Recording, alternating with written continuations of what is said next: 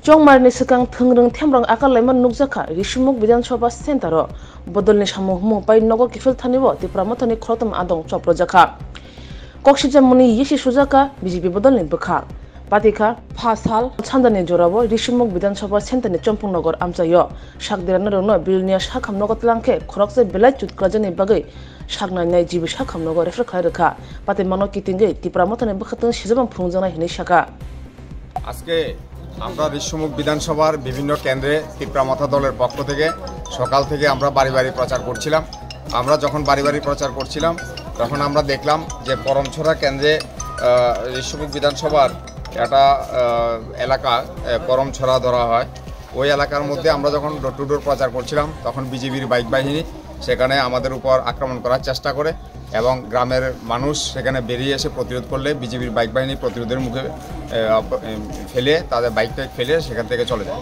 কিন্তু আমরা দেখলাম যখন বিকাল ৫টা কিংবা ৫:৩০টায় আমরা যখন ডোর টু ডোর প্রচার সেরে আমরা ঘরে ফিরলাম, ঘরে ফেরার দিকে আপনার রওনা দিলাম। ঠিক আমাদেরকে এরা ফলো করেছিল সেটা আমরা বুঝতে পারিনি। যখন অর্ধেক রাস্তার মধ্যে এসেছি তখনই আমরা খবর পেলাম যে সেখানে একটা চম্পকনগর একটা বাড়িতে সুবল ত্রিপুরা, সম্রাট ত্রিপুরা, চন্দ্রশেখর ত্রিপুরা এবং সুবিন ত্রিপুরা আমাদের এই 4জন কর্মকর্তা গাড়ির জন্য অপেক্ষা করছিল। তখন ওই এলাকার বিজেপি দুষ্কৃতিকারী রাজ্য ত্রিপুরা এবং প্রদীপ ত্রিপুরা এরা এদের উপর ধারালো অস্ত্র নিয়ে লাঠি নিয়ে আক্রমণ করে এবং আমাদের সুবল ত্রিপুরাকে মারাত্মকভাবে আঘাত করে এবং বর্তমানে ওকে কর্তব্যরত চিকিৎসক নন্দিতা ত্রিপুরা মহোদয়া সেখানে আগরতলা জিবি হাসপাতালে রেফার করেছে এবং সম্রাট ত্রিপুরার চোখে মুখে আঘাত লেগেছে আর বাকি দুইজনও প্রাথমিক সামান্য আহত হয়েছে।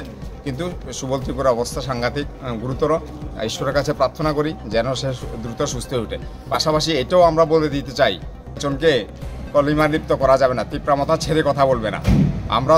আমরা মহারাজের আদর্শে বিশ্বাস করি এবং আমরা সেখানে ধৈর্যের পরিচয় দিয়েছি। বারবার যদি তিপ্রামাথার উপর এভাবে আক্রমণ করা হয় তাহলে তিপ্রামাথাও থেমে থাকবে না। আমরা রাজ্যের শান্তিপ্রিয় গণতন্ত্র মানুষের কাছে একটাই আবেদন করব, আমরা আমাদের গণতান্ত্রিক অধিকার প্রয়োগ করেছি, আমরা ডোর টু ডোর ক্যাম্পেনিং করেছি, কিন্তু এইভাবে যদি আমাদের কর্মীদের এইভাবে আক্রমণ করা হয়, এইভাবে আমাদের কর্মীদের প্রাণঘাতী আক্রমণ করা হয় তাহলে কিন্তু আমাদেরকেও ভাবতে হবে। এটা কি থানায় মামলা হবে? হ্যাঁ, অবশ্যই থানায় মামলা হবে। আমরা এখন ওকে জিবি হাসপাতালে 3 জন, আমরা এর মধ্যে একজনের আঘাত গুরুতর হয়, ওকে জিবি হাসপাতালে রেফার করা হয়েছে। আমরা এখন আগে রুগীটাকে শুশ্রূষার ব্যবস্থা করছি। আমরা আগামীকালকেই থানাতে মামলা করব। কারা আক্রমণ করতে পারে? না, এটা বিজেপি দুষ্কৃতিকারী প্রদীপ ত্রিপুরা এবং রাজ্য ত্রিপুরা।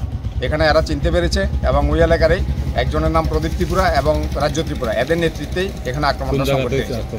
এটা ঋষিমুখ বিধানসভা কেন্দ্রের চম্পকনগর এলাকায়।